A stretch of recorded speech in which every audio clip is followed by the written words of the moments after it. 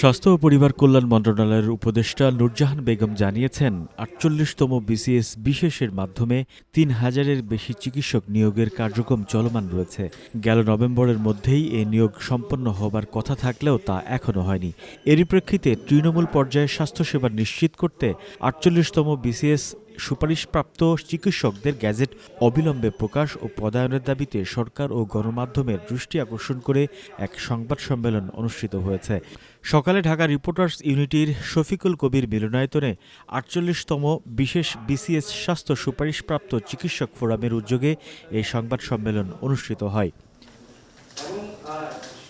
দেশের প্রান্তিক জনগোষ্ঠীর প্রাথমিক চিকিৎসা সেবা নিশ্চিত করতে স্বাস্থ্য মন্ত্রণালয় ২০২৫ অক্টোবরের মধ্যে ২,০০০-এর অধিক চিকিৎসক নিয়োগ দেওয়ার পরিকল্পনা করে।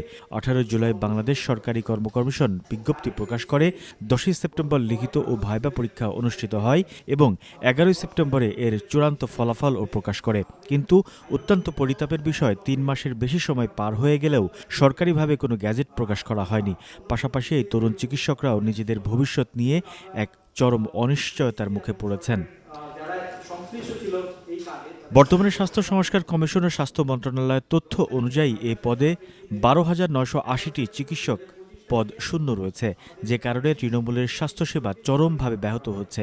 বাংলাদেশের প্রায় প্রতিটি উপজেলায় প্রায় একই চিত্র দাঁড়িয়েছে।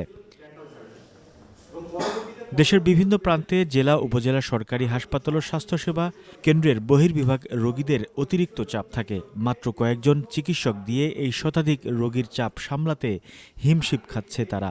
ফলে সঠিক চিকিৎসা সেবা থেকে বঞ্চিত হচ্ছে অনেক রোগী। চিকিৎসকের অভাব।